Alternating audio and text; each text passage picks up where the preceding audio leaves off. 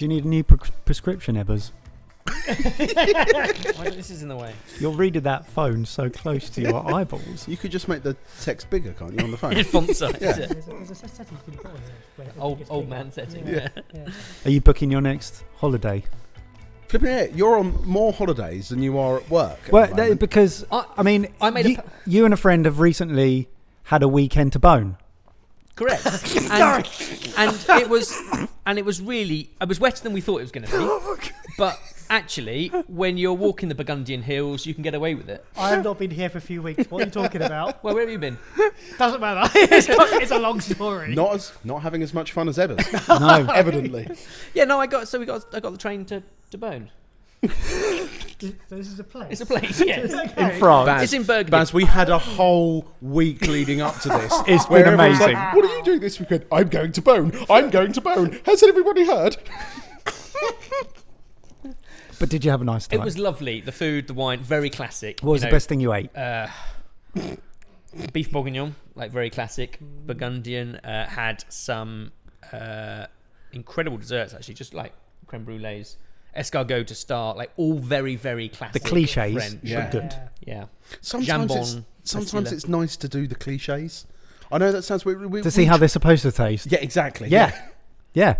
But like we travel so much and we're always trying to find the new and the exciting stuff, but sometimes it is really nice just to do the things that a place is really well known for. Yeah, Classics. I'm going to plan a trip to Genova in Italy, which is the birthplace of pesto, allegedly. I'm going to say allegedly. And allegedly, it's also the only airport that you can travel with liquids, providing that liquid is pesto. Great! It's the only exception to the rule of How travelling. do you know this? How do you know this? Why don't you know this? It was in our Feast Your Ears podcast, fact or fiction thing that we did, and you don't listen to anything I ever say. Yeah, but- That was so confusing. What That was fact or podcast was fiction? behind a paywall. I didn't even listen to it. This one's lovely and free. Is pesto a liquid?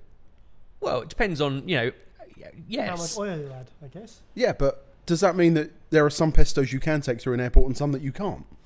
Because depending on how thick you make it, it's either a paste or it's a liquid, surely. There's a paste, a liquid, technically. Well, I'm not part of the TSA, but Are you allowed to take ice cubes through?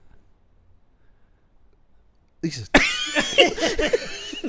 We've gone very existential. We have. Existential. yeah. Shall I do a community comment?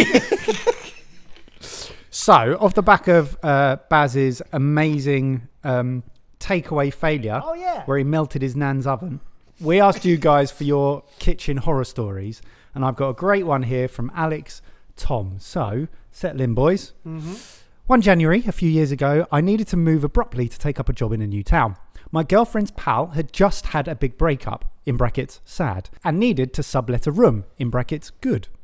It was a fairly compact kitchen, but it had one luxury feature that I'd never encountered in the UK, a disposal unit as part of the sink. Yeah. My new housemate pointed it out proudly and said, just scrape your food scraps into that. Oh, no. Now, for whatever reason, a rare moment of male intuition perhaps, I never did.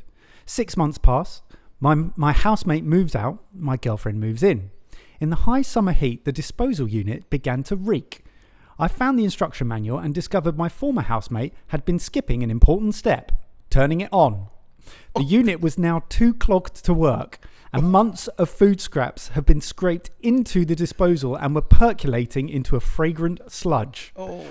I had no option but to empty it manually. Never put your hand in those things. I began with kitchen tongs, hauling out old chicken bones covered in black gunk. The stank was diabolical. Like Apollo 13, I began to ration my oxygen. I started jimmying a toilet brush to try and dislodge whatever was blocking the exit pipe. Big mistake. The bristles spattered the fermented ooze all over my face and clothes. no. And by the time I'd finished, an hour or so later, I needed a long sit in the shower. As our friend had had a tough year, we never talked about it to avoid embarrassing her. So thank you, Dr. Spafford, for finally letting me share a kitchen horror, which, on hot days when chicken is served, still gives me a shudder. Oh, that is absolutely goodness. horrible. Also, chicken, I don't think you're supposed to put bones in those things full stop. Not Like a food, at all. few scraps and lots of water to flush it down. Yeah. Mouldy food is like it's a type of trauma Like I find now, like when I go to a bin that stinks, I go straight back to school days where you're scraping your food into the bins at school, and that smell got me. It's like, And they were changed every day. yeah. Minging, right? That is. But it was a good one. That is- That is a very good. That is that is a standard setter. And I know that they've never mentioned it to the friend for fear of embarrassment, but now we've put it on the internet. Forever, because we all know whatever you put on the internet stays there forever. Like this interview. Oh, wow, what a great start, So Mike. Ebbers, Ali, you've met Ali, Yeah, so I and bumped that's in- how we got her onto this podcast. So I bumped into Ali in the alley of lots of exhibitors at the Excel Centre, the International Food and Drink Expo or something like that. So many expos. Yeah, basically always there to keep an eye on what's new and fresh Yeah. and hot trends Yeah. and hot topics. And I met Ali there, and we spoke for maybe 10 minutes, just stood in the way of everyone trying to go left, right, up, down. And even in those 10 minutes, I was like, "You are fascinating. Please, can you come and speak to us on our podcast?" Yeah, she's doing some amazing stuff, not only in her role as part of the working NHS, which we know is a job and a half anyway, but also doing loads of stuff for mental health, for nutrition. Amazing person, really bubbly, like really interesting. This is going to be a really great chat. So please do enjoy our chat with Ally Jaffee. So, Ali, welcome to the pub. Thanks for joining us. Thank you for having me. And we always like to start off the podcast with the world's most awkward but necessary question. Yeah, are you going or am I going? What's your foodgasm? You're going. And by that, what we mean is, what is that one moment in food, it can be real or fictional, that is just super memorable, and it might be at a place or people that are with you when you're eating certain food. But what is that one moment that you just want to archive as like, that is my favourite? Okay, so I have two, but they're in the same category. So the key to my heart is cake and cupcakes, hence the song. I noticed the socks, Nice. they're excellent. So since I was little, growing up in North London, I've gone to Primrose Bakery for my birthday cake, literally since I was 4, and I'm now 28. And they do something called a melting moment, and it's essentially like a shortbread cookie cake, and inside it is custard cream. And when you bite into it, it's powdery, but it still stays all together. And then the actual congealing of the cream in your mouth, it's like nothing I've ever experienced, hence the name melting moment. And it's literally my death row kind of dessert. Wow. But then from a sentimental point of view, my grandma from South Africa, who passed away a few years ago, her chocolate cake is my absolute go-to. And she claimed to have given my mum the recipe, and she was always very cheeky because she was a great baker. And whenever people asked for recipes, she'd purposely leave out ingredients so they could replicate. Yes. So my mum has Sabotage. the recipe, such a but good has move. never been able to replicate it. It's such a shame. We're talking about it now. And that's the key. That's my legacy. That's what I want to leave is we try it, but we can't quite get it right. Well, that's because I omitted a couple of ingredients. Funny. I know. Talk about spitefulness. So you're clearly a foodie. Yeah. Hence what we're going to form a lot of our conversation today. But has your love of food been something that you developed as you've got older, or was it something that perhaps started in early life? I was the fussiest eater growing up, like such a nightmare for my poor mother. And probably only at 17, 18 started experimenting. I didn't get into medical school first time round, so I ended up working for the first 6 months of the year. I took a gap year and then I reapplied and I went travelling. And in that time, just by myself, I went travelling by myself, was when I was like, I want to try everything, and that includes food. I think that's how late we're talking. Like when I was 18, 19 was when I realised how passionate I am about food. And then it's just snowballed ever since. And just, I love how multi-valuable food is, from its nutritional content to the culture story it tells, and then to bringing social connection, and also its ability to bring, communities together and act as a language. But you've mentioned, so your South African heritage. Yes. The food, South Africa has such an incredible food scene and cultural identity built around food. Was that something that sort of played a part in early years. Absolutely. And I actually got two really rich food cultures because I'm from a Jewish background and a South African background. So when you mix them together, it is a food paradise, which is why I think it was quite challenging for my parents growing up when I didn't. I want chicken nuggets. That much, quite literally. And penne. Kindred spirits, high five. Yeah. And penne with just butter, literally.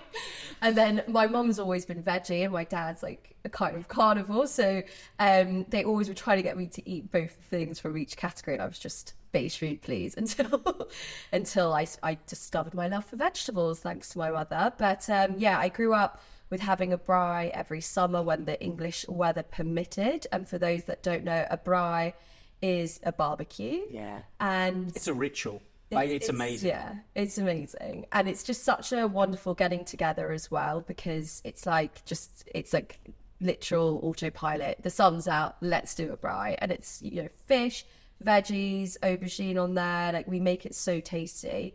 And yeah, in terms of South African food culture, I would say the produce, as we were discussing before, is next to none. And from having a vegetarian mom, she really was always like trying to feed me avocado and all sorts of lovely green vegetables. And when I'm out there, I just realised, wow, it tastes so much better out here than it does from an importation point of view here.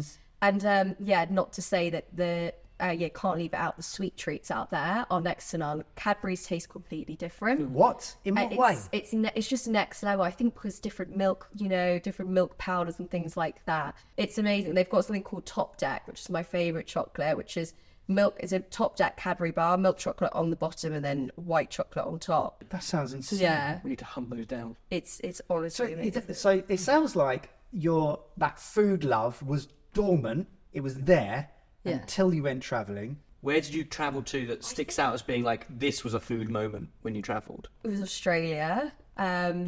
So I did the East Coast by myself. I was thinking, like, at 18, I was really like small, 5'2". I was like, where can I go that's safe for me to go by myself? And that's similar. So I went to Australia with a backpack bigger than me, and I just tried like everything, but it wasn't anything that kind of out of the ordinary, because they just do brunch so well. In all seriousness, it was simple food done beautifully with just the right flavouring and nothing too fussy, not fried up here and there, just really simple. And Super fresh as well, like vibrancy that you find exactly in their and brunches. full of colour, eating the rainbow, all of that.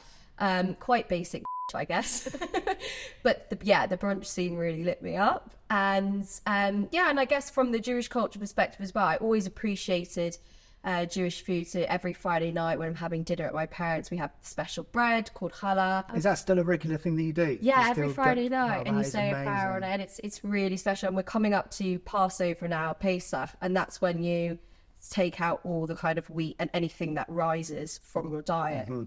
Not to say I always follow it, but when I do, you have matzah instead, which is the cracker. the thin kind of cracker. Oh. Exactly. So food is very much intrinsic to my religion and understanding stories and meaning through that as well, and has been to my own life. But then, Well, I'm going to say, you mentioned, so you took a gap year and then you reapplied for medical school. Yes. Now, we also have a few friends who have been through medicine and are in medicine, and it is very much a work hard, play hard. Like, it's an intense education and ladder to climb. just the period in which it takes to qualify is insane. I mean, you've got to really, really want to be a doctor. Yep. Probably the biggest commitment in my life. Yeah. Yes, so it is a huge commitment, and I think, especially with the troubled times at the moment and the state of the NHS and junior doctor strikes, all of that, there's a lot of negativity, and a lot of questions I get asked is, would you still tell your younger self today to apply? Would you tell the younger generation to apply? And for me, I do believe there is no better profession. I think there's just a way of making it slightly more nuanced, and instead of making it such a die-hard vocation, how it's always been viewed traditionally by the generations above me, that it's medicine or nothing, work hard, play hard, all of that. Having that ability to make it into more of a portfolio career, which is what I'm trying to do, and be a doctor, but not just be a doctor, and be more than a doctor, so it doesn't take over your entire life. But I think we are seeing that rise of the kind of more than a doctor wave, and it's exciting.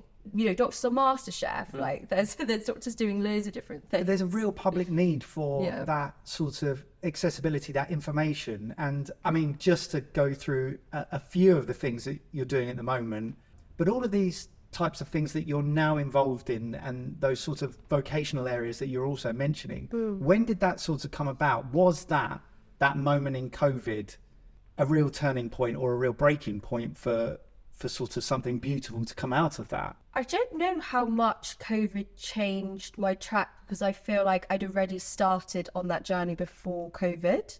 So COVID hit me when I was 4th year at medical school, which was an interesting time because I was this weird in-between year where we weren't helping on the front line, but we were directly affected in terms of medical school being disrupted, and we could volunteer if we wanted to, and it was all a bit of a strange time. And then I helped kind of towards the end with giving vaccines to patients and lighter work.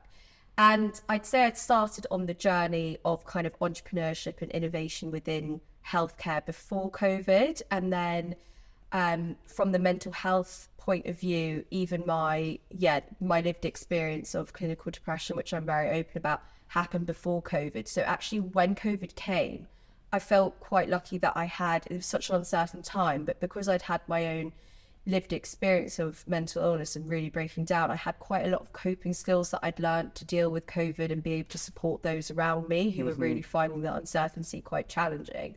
So I think, it started for me kind of right at the beginning of medical school. I knew how lucky I was to be there because I didn't get in first time round, and they kind of give you this whole weird talk at the beginning of medical school, like, you're some of the most academic people in the country, so we've selected you. You are the chosen ones. I mean, yeah. no pressure. Which didn't feel that way at all, to be honest with you, because when you haven't got in the first time, you're like, okay, well, you didn't want me the first time. Yeah.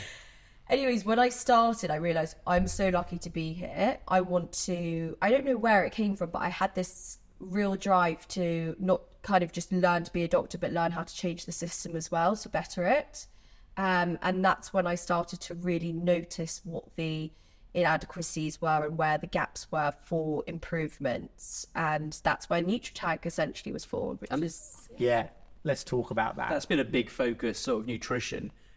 It seems mad and crazy, and we had this conversation a few weeks ago, that you realise how little education there is through the system for nutrition. How were you able to take that and do something with it? Perhaps you can explain a bit about NutriTank and the work you've done there. Absolutely, Ben. So, I mean, it's absolutely just gobsmacking that poor diet is the leading cause of early mortality and disability worldwide. And yet, within the medical school training programme in the UK and mainly most Western countries, so it's not just a problem in the UK, it's a problem in Western medicine that's very reactive and not proactive, and looking at the model of a pill for every ill, essentially.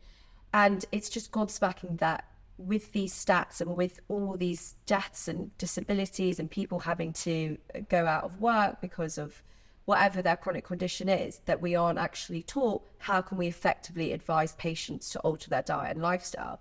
And so when we started, my co-founder, Dr. Ian Broadley and I, when we started digging into the problem, and this was only in our second year of medical school, we realised that lip service is paid to diet and lifestyle everywhere. So in all the guidelines, the NICE guidelines, which is the National Institute of Care and Excellence, so every healthcare professional is essentially aligned with these guidelines. And for every condition, you can see a rough management plan, but you have to obviously apply it to the individual at hand. And the first line management of every chronic condition, I'm talking from diabetes to heart disease to polycystic ovarian syndrome, you name it, whatever the specialty is, offer patients diet and lifestyle advice, but no actual teaching or practical training. We do a lot of patient actor scenarios, and so we have a lot of amazing kind of role playing throughout medical school. No scenarios were dedicated to advising patients around diet and lifestyle. And so it just seemed like a huge disconnect and some sort of cognitive dissonance. When we spoke to our senior faculty members, there was this kind of barrier around inertia and around, well, I'm a successful doctor that's been practicing for 20 years. I haven't needed it, so why do you? Without taking a step back and reflecting, well, the NHS was set up in 1948 as an acute service to help with crises, and it was never set up to be able to address chronic conditions that have largely occurred due to many factors, whether that's the socioeconomic status of the individual or their neighbourhood, or the food environment, the politics, whatever. But it was never catered for chronic conditions. So them saying that was just, for me, yeah, I ignored that. And then we found some really brilliant mentors and some brilliant real change makers who are primary care doctors and are doing things with social prescription at their Bristol practice, which is, for those of you that don't know, social prescription is a wonderful invention that we are really pioneers here in the UK. And that is to address the social issues that someone comes to see you with in your primary care practice. And you link them up with a link worker who sits down with the individual and asks them the question, what matters to you, not what's the matter with you, and finds out, okay, so you used to be part of a dart club, okay, you used to swim, what happened? And then they sign you up and help you and motivate you to get to those community interventions. And they do that for things like social isolation, if you're pre-diabetic and all that kind of thing. So we had these mentors who were really channeling that and this holistic healthcare. So we knew they were onto something, and we had examples of good practice.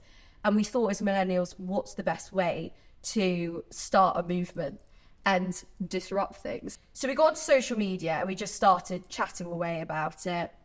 Try to find as many medical students across the country, because we have friends who were interested in this cause and learning more about nutrition and lifestyle to not only prevent chronic disease, but manage the symptoms once they started, and in some cases reverse the chronic disease, like we've seen with diabetes. So we set up these Nutrilite societies that then essentially were able to teach medical students how to look after themselves as well as their patients, because we realised that healthcare and self-care were actually two sides of the same coin. And that started to make a bit of noise. And then BBC Radio 4 got wind of us, and Sheila Dillon, who is the absolute queen of the food programme, got in touch with us to come on the show and talk about medical students not learning enough about nutrition. Then that got snowballed into a BBC News article, which went viral. And then it just was all quite organic. We worked with Jamie Oliver from there and Department of Health to do some policy changes around this space.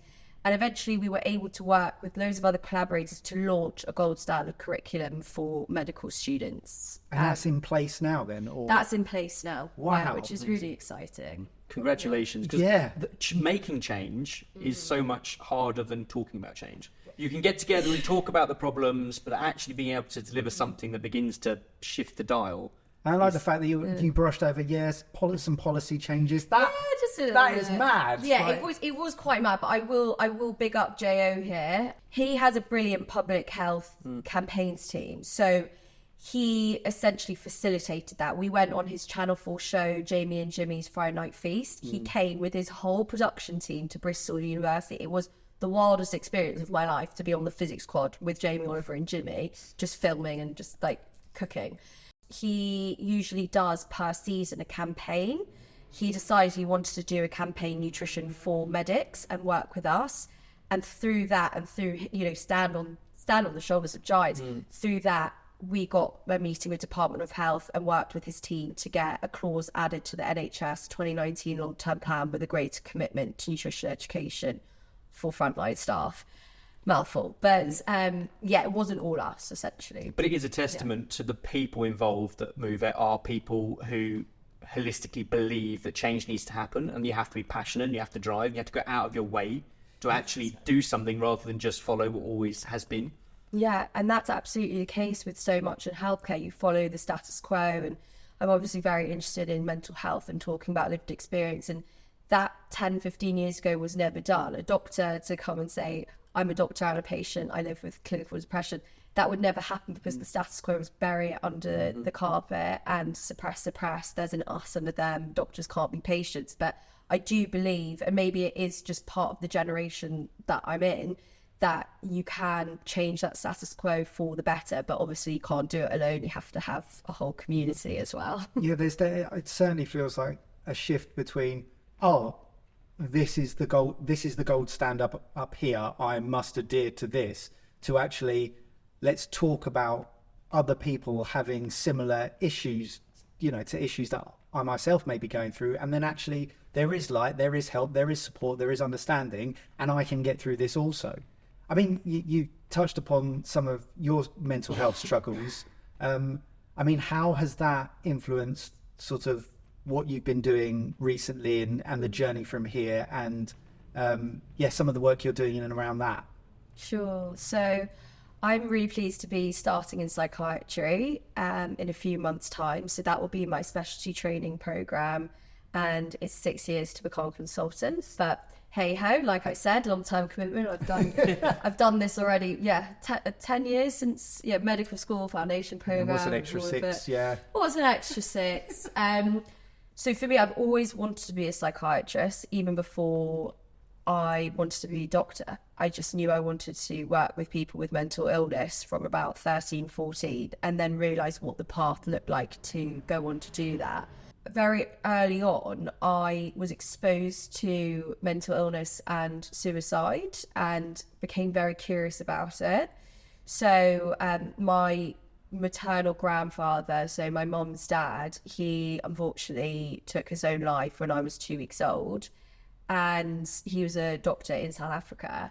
And obviously that wasn't kind of my personal trauma, it was rather my mom and her siblings, because I was very young. But when I found out about it, I just was very curious and realised, I'm actually intrigued about how you can stop that from happening. And so psychiatry really became a huge vocation and calling for me from that kind of family lived experience.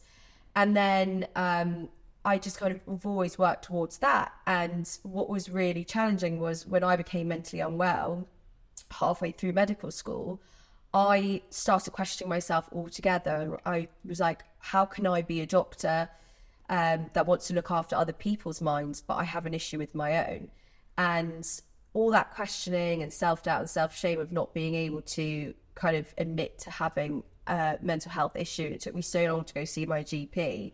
That was all kind of internalized stigma. And then finally, when I did get help and went on the road to recovery, I realised how important it was to speak out, because if I was having these thoughts about how can I be an us and a them, I'm sure many other doctors were. And I was reading so many stories online of doctors who, doctors in the UK, there's a huge problem with physician suicide. So it just only propelled me more and more after I had my own lived experience to work in the field and be open about talking about it with my clinical hat on, but also with my lived experience on, and the power of storytelling and giving those experts by experience a voice as well.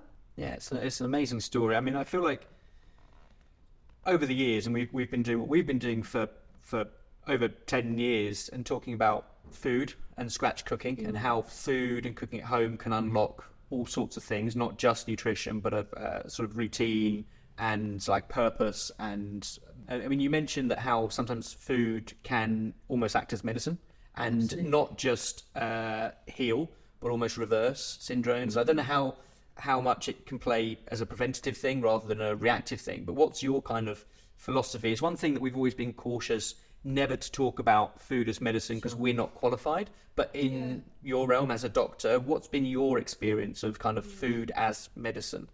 So I'm a big fan of this phrase. Other people will find it controversial, but actually the NHS Hospital Food Review uses that nomenclature in the protocols and guidelines around how to improve NHS hospital food. And I believe that food really can be medicine, but the caveat of that, and I want to get this new nuance across in this podcast so I don't get misquoted or people hear what they want to hear. The caveat of saying food is medicine is not to throw everything out the window as well, and not to go down that, I'm a naturopath, well, I will only have food as my medicine. It's not to say that if you're a cancer patient, you should stop your chemotherapy or anything like that. There are some crazy extreme stories that were exposed in a wonderful documentary called Clean Eating: The Dirty Truth. And that showed that when the food is medicine mantra goes too far, it can be dangerous. So just wanted to get that nuance and caveat out in the open. Now, the research basis to show that nutrition interventions can prevent, manage, and sometimes reverse chronic disease is growing and growing. And what the problem is the guidelines take quite a while to catch up with the new research. But what we do know is that the Mediterranean diet has the greatest amount of research behind it. That's wonderful, because obviously that is something you can advise a patient to adapt their diet more towards. But the caveat with that is that culturally appropriate for everyone? No, because I've had situations where I've been speaking to a Somali middle-aged male patient who has come in with high blood pressure and pre-diabetes, and am I going to say to him, I think you should eat more with a Mediterranean style? Chuck some olive oil on it. Like, it's not what's relatable to him. You have to meet people where they're at. And so whilst we have a brilliant research basis for the Mediterranean diet with cognitive health and brain health, heart disease, there's a brilliant study called the Leon Heart Study, which showed that when clinicians advised patients who'd had previous heart attacks to follow a Mediterranean diet, they were able to reduce the recurrence rate of further heart events and cardiac events. So there's an incredible research basis spread across all specialties with the Mediterranean diet, whether that's brain health, heart health, joint health, you name it. But the problem is obviously, how do we individualize and personalize that, make it culturally appropriate, and make it in line with people's socioeconomic status and where they live in the country, because some people have an access issue and there are food deserts. So what do I think about food as medicine? I think it's wonderful. I think we should definitely be getting it into mainstream care, and especially in the hospital food setting, where you do have that containment of people in an environment that you can control, and control what people are eating when they're an inpatient. But I also think the issue is, well, what about food as medicine on the outside? How do we, improve the food environment so that the food that is available is more therapeutic to people's health, and not just, living in an entire nutrient poor, ultra processed food environment? It's very complex. When you mention the Mediterranean diet, and I know you can't do broad strokes, but I'm probably going to ask you broad strokes. Like, what can you give some examples of what you see the Mediterranean diet and the sort of official terminology really? So there is official terminology, but certain research studies do sometimes modify it to meet the population's need if it's not that relatable. So the typical Mediterranean diet is extra virgin olive oil, olives, and whole wheat grains. So for instance, things that aren't refined, so unrefined carbohydrates, so like whole wheat pasta and brown rice, etc. And then oily fish, lots of fruits and vegetables, and a little bit of red wine, which you lads are really embodying. Yeah, welcome to the pub. It is all those ingredients and balance, like with nuts and seeds, and making sure you incorporate all of that. And eating together is very much in line with the Mediterranean diet. That was going to be my next question, the social benefits as well. I mean, that's massive as well. Huge. And I think something quite an exciting project I worked on a few years ago in a psych ward was I brought a Mediterranean style cooking project to a male psychiatric intensive care unit. So people who've been sectioned who are experiencing acute psychosis, so very, very unwell, secure unit. And I didn't know how the outcome of that project would go. I couldn't believe I was actually allowed to do it in the first place. But I wanted to do it because I had a huge interest in the fact that when you're on a psych ward and when you live with a psychiatric illness, not all illnesses, but I'm talking about severe mental illness, so schizophrenia, bipolar, a lot of the time you can have a sedentary lifestyle when you're on the ward, because a lot of the meds are very sedative. And a lot of the antipsychotic medications also, they also have an impact on your metabolic health. So you can be exposed to pre-diabetes, and unfortunately it's this kind of catch-22. I'm taking the meds to improve my mental health, but unfortunately my metabolic health is affected. So I was reading all the literature about that, and I had to do a project at the end of medical school, and I thought, well, I'd love to go to a psych ward and do a bit of cooking. Quite random. And so I go along to the psych ward, and I did a 5-week program using Mediterranean style principles because I wanted them to have an impact on their mood, brain health, as well as actually looking at their physical health and reducing the metabolic burden from the medications and the lifestyle. And the biggest thing that came out of that project was the connectedness from eating all together. So this psych ward, it was summertime. They happened to have a really nice garden, had quite good funding. And they had a basketball court and a really nice garden. And after I made the foods, I lay it all out for everyone so they could assemble it themselves, and I'd ask them to smell the rosemary or the basil that I'd cooked with, just to kind of have that multi-sensory food education kind of experience. But the consultant psychiatrists, the mental health nurses, all of us and the patients all ate together outside enjoying this food, just chatting about normal things. And the consultant turned around to me at the end of the program and said, you've done me such a favour, because so many of these patients are so angry with me because I've taken their rights away because they're sectioned, and I'm there, you know, I'm doing things in their best interest because I'm holding their kind of legal rights essentially. And when I tell them that their tribunal's been cancelled because they can't appeal their section, or what, they're not ready to be discharged, they just absolutely can't stand me. But what you've done is create a humanising experience where we're all bonding over food and being human and normal together.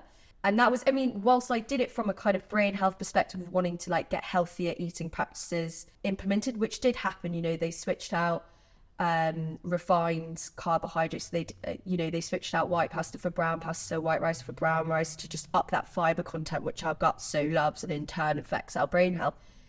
Whilst the nutrient benefits were there, I couldn't really quantify them because it wasn't a controlled study. The social connectedness, it was unquantifiable. Yeah. It was really magical.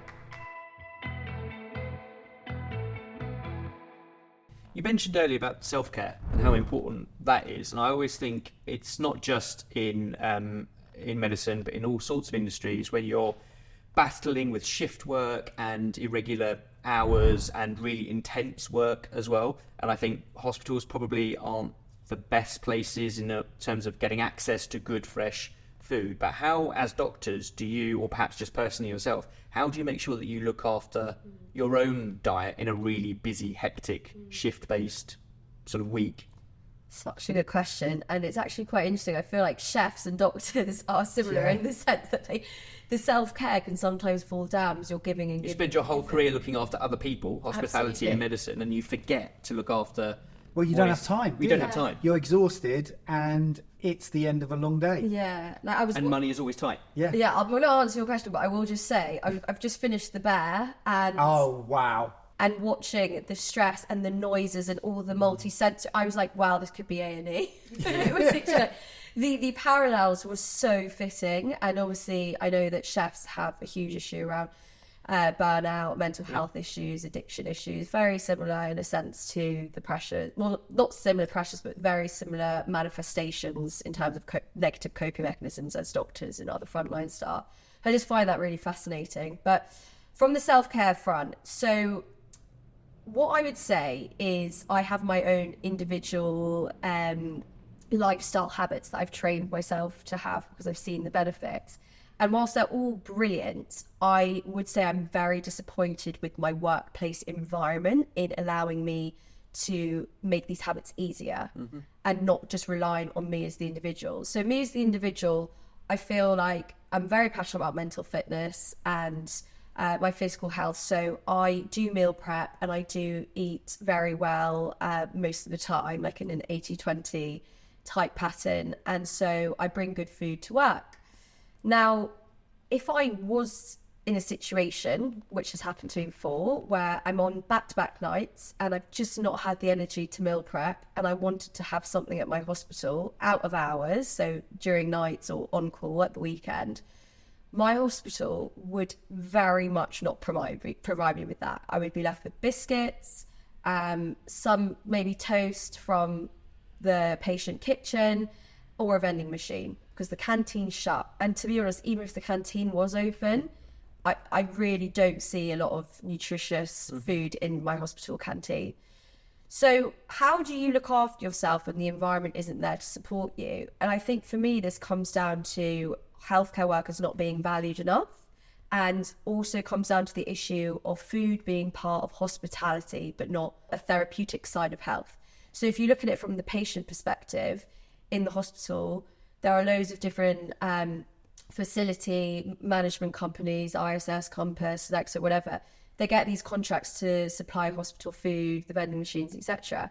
And it's seen as hospitality rather than this is mainstream part of the clinical plan from the team. Whereas in Eastern medicine, in Singapore, wherever you are in the East, food is therapeutic and you're put on a heart health diet there and then in the hospital. Now with us, when you're the staff, you're even lower than that. You're the bottom of the Literally the bottom of the food chain. of the food chain. Lovely. You're facing Very two well of those said. challenges. That is not just the frontline workers and the staff aren't valued enough, but the importance of good diet isn't valued enough. And then you're losing at both ends. Exactly. And the story I come back to, which is why I do a lot of work now in the hospital food space, which I can tell you about, is when I was on my surgical placement, my surgical job, a year and a half ago or so, and it was coming up to Christmas, about 10 days for Christmas. I went to the paediatric A&E to go and see one of the patients, and I went up to the nurse in charge, the sister, and I said, "Sister, could you help me find the notes?" And I just looked down at her desk. She was incredibly flustered, you know, the phone was going off, all the noises, etc. And I just looked down at her desk and there was an empty chocolate advent calendar for Christmas. I was like, this is so strange. So I said to her, "Sister, why have you got an empty chocolate advent calendar? Christmas isn't for 10 days. And she was like, "Doc, I can't tell you, I've not been able to pee today. I've not been able to go out and get lunch. I didn't have time last night to make lunch. A patient's relative came and delivered me this chocolate advent calendar today to say thank you for yesterday, for working on her son. And I just thought, I got nothing. I need to just eat all of this to sustain myself." And it was empty. And I just stood there and I was like, this is not healthcare. This is honestly, we are not caring for those who are caring for others. It's just a very backward system. So I realised there and then that if there isn't hospital food environment provisions for the staff, then I really do think we will start to see an impact on patient care. And it comes down to this value piece. The junior doctor strikes to me at the moment, it's a very complex matter. Pay is so important, and absolutely the pay's not been adjusted for inflation over the years.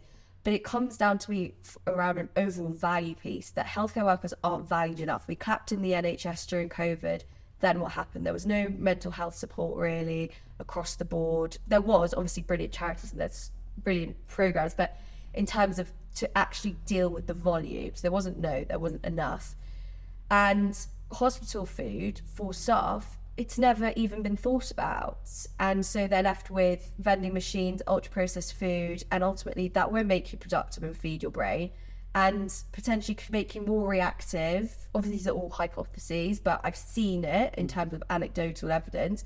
Makes you more reactive if you're in a sugar crash and you can scream at a staff or even a patient, especially if you're exhausted as well. And ultimately that could lead to, for all we know, mistakes, or who knows what could happen. If you're hungry, you don't make good decisions. If you're hungry, I definitely don't make good decisions. And When you're hungry, I'm grumpy. Yeah. And I am I do this for a job, so you know it's hardly. But also, if you're not valued, then you're not necessarily going to be in that mindset to be devoting your entire career to it. And that's when you have really talented, qualified people who've spent huge amounts of time qualifying, leaving the industry because they're not valued, and then you're back down to square one, and all sorts of problems continue. So what's the, hypothetically or perhaps practically, Magic wand. Currently, what's the route out of that? What I know it needs to change, but how do you see the change being implemented, and what are your thoughts on that? Yeah, so I mean, lucky for me, I'm in a community of change makers that is working on the situation, and that's where I met Ben. So I'm part of an NHS hospital food review committee, and that's chaired by Phil Shelley from NHS England, who is the most wonderful man and huge mentor to me. And he created the Hospital Food Review, which is a document looking at what the current state of play is and recommendations for how we can change things for both patients and staff. And Prue Leith, Prue, cheers to Prue. She's a patron of this review, and she's one of the faces of it, essentially. And so we're getting some really big people to back this situation and support the situation, that it's not fit for purpose and not fit for staff to carry on the way they are. And then there was this brilliant campaign called the 24/7 campaign, which was launched a couple years ago, highlighting the fact that staff weren't being well looked after out of hours on shift work, left with virtually little to eat, and if they were left with things, again, ultra processed in the vending machine. And so now all these FM companies are trying to find 24/7 solutions. So healthy vending machines and other kind of frozen meals that you can put into the microwave that have everything, nutritionally complete. All these kind of solutions. There's not one solution, there's multiple. And for each hospital, they will choose different solutions. And that's what Phil and his team at NHS England do. They put on showcases where hospital trusts and people in charge of procurement can go along and kind of speed date and see what all the options are out there. So what's the most culturally diverse brand for frozen food, because we've got a patient and staff population that's And so a lot of work is actually being done in the space, and I'm really proud to be working with this team. So it's not all doom and gloom. And where I met Ben at the Excel, what was the name of It's the IFE, International Food Expo. Yeah, it was What were you doing there? Just Buying roaming. pretentious ingredients. Food trends. It was like probably the most overwhelming experience ever. I'd never been to Excel, and I'd never seen just more food apparatus in my life. It was very cool, but wow. So we were at the IFE, and part of this hospital food showcase. And what Phil and his team with Prue, along with Lisa Allen Goodwin, who are really championing this NHS hospital food piece, they essentially have been judges on what's really exciting. It's called the NHS Chef Competition.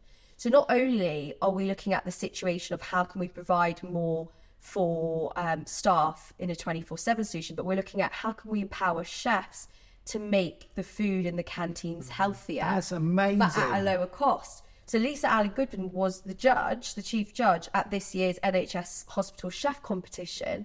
And it's all about empowering these chefs to say, you are so important. What you are doing is as important as the doctors. It's as important as the nurses, the speech and language therapists. What you're putting on the plate is going to help patients and staff. You're fueling the care for these patients.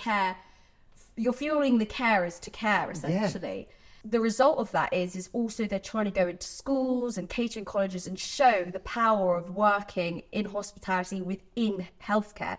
Often isn't a job that's really promoted for young chefs. It's like hospitality trade or nothing. It's kind of there is no alternative. And I think there are so many chefs now who are realizing they have incredible skill set, but they're in really tough shift work, long hours. And actually, if they were to put that same skill into other industries, and healthcare is one of them, you can really make such a difference. So rewarding. What a rewarding but creative conundrum to you've got your budget, you've got obviously your taste, your nutrition, you've got as a chef, which I am definitely not, like what an amazing creative a brief. And you get to see the output so much, day after day, weeks after weeks, and it's only really, and the thing with nutrition, as you know, is it's not an instant win. Like, it will take time to improve and to get better, but actually over the course of weeks or months you'd see huge improvements. From all your knowledge, what do you eat to be happy? What's the thing that you go to eat yourself happy? Like, what's your meal? So what's the one meal? Yeah, or the types or like of food. The pattern. Yeah, I love to kind of think of things in terms of dietary patterns, because food isn't a quick fix. It's not a pill. We can't reduce the science down to a supplement. And so I like to think of things in a whole foods, holistic way. So I try and stick by a few dietary principles rather than very prescriptive things. Mm-hmm. So I say 80-20, which is to really stop myself from getting into that disordered eating kind of What do you mindset. mean by 80-20? So 80-20, so 80 healthful and 20 freedom. Exactly. Great. And don't fearmonger for having ultra processed food. Like, don't fearmonger because you've had it in the moment. Enjoy it. Just control it. Try and make the majority, 80% of your week, of your month, your dietary pattern, try and make it healthful and beneficial to your gut and brain. So that's like the first principle I abide by, because I've had my own lived experience of disordered eating and using food to kind of have instant gratification and an emotional eater. And so trying to channel that, and then also think, how can I eat the rainbow? Like keep it as simple as that and make things as colourful as possible. And how can I get the 30 grams of fibre that as Brits we are so bad at getting into our diets daily? And it's, you know, it's quite a big kind of upwards battle when you first try and start getting more and more fibre, but just from simple swaps like what we've discussed already. So going from unrefined to refined. So you get to have that endosperm of the grain, as well as adding in vegetables to things. So I really love to go for this addition mindset. It's one of my other principles over restriction, because it helps with behavior change, but also kind of veers away from that disordered eating. And it's like, so it's not about what do I need to stop having, what do I need to cut out, it's what can I add in. Yeah. And then you realize like the other things start to just push out of your diet organically. So when you like make a spaghetti bolognese, what vegetables can I add in to the meal that I already like? So I'm all about sticking to what you like, but just trying to make those little swaps. So how can I change from white spaghetti to whole wheat spaghetti, and maybe go for turkey mince, or even mushroom mince if I want to go plant focused? And then what vegetables can I add in, rather than thinking, right, what meal do I need to make from scratch that I've never made before with all new ingredients? Or I love a glass of apple juice in the morning, but how about if I munch on an apple on the way to work instead? It's the whole fruit rather than the juice and things like that. Exactly. So I would say I'm very against social media videos from influencers, what I eat in a day. I want you ever see me doing that, and I just don't think that's helpful or healthy. I would say these are the principles I live by: more fibre, eat the rainbow, try, if it suits you, go towards more of a Mediterranean diet, be more plant focused. But if you don't want to cut, I say cut down rather than cut out. If meat's important to you, I'm a complete and utter flexitarian. There's nothing I don't eat, to be honest with you. And I love trying new things. And like I speak to colleagues, I work, you know, when you work in the NHS, you work with people from all different backgrounds, and it's so exciting. And one of like the biggest icebreakers, if they're from a different culture to me, I'm like, so what do you eat? What did you grow up on? And this lovely Libyan colleague of mine literally once brought me in from home, and he put it in our doctor's staff room in the mess. He sent me a WhatsApp being like, I've bought my mum's, I can't remember the name of the food, but these kind of like little meats, veggie pastries. He's like, I've left them in the fridge for you to try. That is amazing. I was like, you're amazing. That's the most thoughtful thing ever. And I get a taste of your culture. I've never been to Libya, but at least you got it educating me through the foods that you eat. Yeah, and it was lovely. I used to live next door to someone from Poland. Yeah. And we got on really, really well. And she was like a real keen cook, and would always cook extra stuff because she knew that she could bring it around to us, and I would be bang up for trying it. And then she'd then ask me for my opinion. I'm like, we're delicious. I don't know what, like, I wouldn't change anything about it. It's amazing, and it's from where you're from. Yeah. You're just having that exposure to those being different cultures, and just going, absolutely, I'd like to try that. Drawing the parallels between the chef and the doctors in terms of the different qualifications, but other than that, yeah, and different positive coping mechanisms. Like, we know that the fun, the camaraderie in the kitchen is really strong, and the sense of humour. Is it the same for doctors? And are there any sort of that sort of camaraderie and I don't want to say the word banter, but the humour and the light relief between what is otherwise incredibly serious? Are there any great examples of how you stick together and get through the tough times, and that you can share without getting in trouble? Yeah, putting a positive spin on that. No, what's so wonderful about it? I think that's such a great comparison, that kind of camaraderie piece. The difference and nuance I will say is I feel like with chefs, and not always, especially if you've got someone at a chef's table in your kitchen and they're staring at your every move, but with doctors, there's no escape. You can never take the mask off. Whereas I feel like that episode of The Bear that I'm referencing, that is kind of like my I would say, generally absolutely. speaking, chef's bedside manners not quite. And as it's good. absolutely. But in terms of not life they're or death, shielded like, from, but they're shielded. They can swear because the customers won't necessarily. Maybe they'll hear, but they won't see.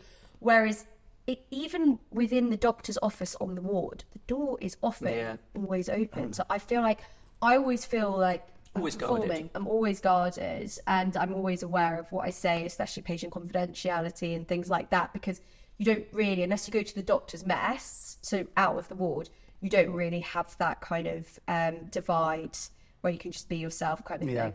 So there is a lot of camaraderie. When I've been in surgery, I never ever wanted to be a surgeon, and I got 6 months of it, which was not oh so delightful. But the camaraderie in surgery was the biggest laugh, and being in theatre with some of these brilliant surgeons, and like sometimes the music was on, and you know, the laugh and the kind of coordination, which I can imagine with chefs being similar, like the theatre. It's a communication without almost having to say anything. They're just so in tune with each other. Nurse knows to pass exactly which laparoscopic tool, which thing, and it's like the same with which tools in the kitchen you need. So that was incredible to see from a teamwork perspective. Other signs of teamwork which have been incredible are in crises. So when there's an arrest, a cardiac arrest, a medical emergency call, met call, when you go there and you know your role because you get assigned a role, some people are a scribe, some people are on the airways, seeing that teamwork is phenomenal, especially in crisis.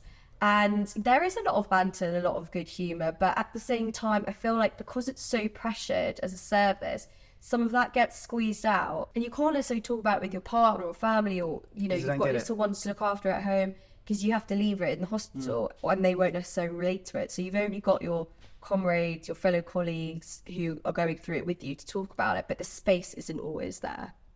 We've had a similar. So yeah, as you mentioned the doctor's mess. We've got a doctor friend. He's an absolute mess. He's a you know a very highly skilled bowel surgeon, right? And I mean, he just gives us insights into some of the things. And say, so what have you been up to? Oh, well, we've been doing this YouTube channel and making food videos. And then he'd just talk us through, well, I did a couple of surgeries, blah, blah, blah, blah. And he'd end up just going, you just sit there in silence and go, you are a hero. You are saving people's lives.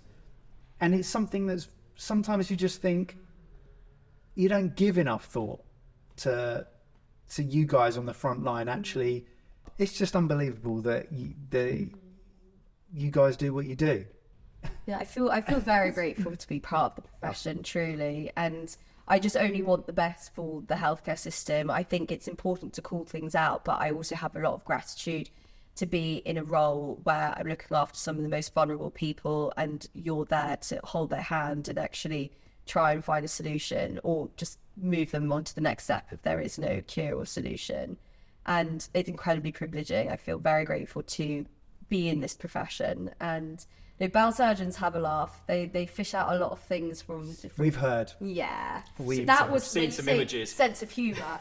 Surgery is probably one of the saddest times in terms of like some of the cancers and the things that were inoperable that I saw, or, you know, but in terms of some of the funniest times, absolutely, for another podcast, the things that I've seen, especially on urology. I can only imagine.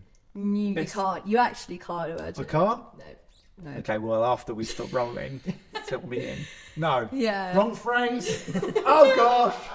Segueing on from that, so to wrap this up, there is one question that we love to ask everybody, and that is kind of your food legacy in a way. If there's one dish that you love, that you think that everyone should try and make at home at some point in their lives, what is that dish?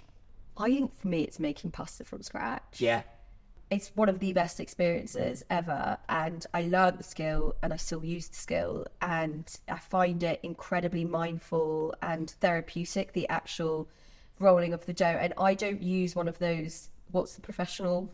pasta roller, I guess. Yeah. Pasta But roller. you do it by hand. I do it by hand because I did it at uni. I learned it on a trip to Italy on one of my university summers, and at uni I literally got a wine bottle, used that as my rolling pin because, you know, student life, and then I just cut it into just very kind of rustic tagliatelle or whatever, and would use whole wheat flour as well, which was quite good. Different, quite hard to, you know, sort it out, but once I got skilled enough I did, and that was like the best thing ever, because I remember when I was in my final year and we were all living together in some like random house that medical school rented, and I did a night where I just made pasta for everyone and fresh tomato basil sauce from scratch that I'd learned at that same cooking workshop in Italy.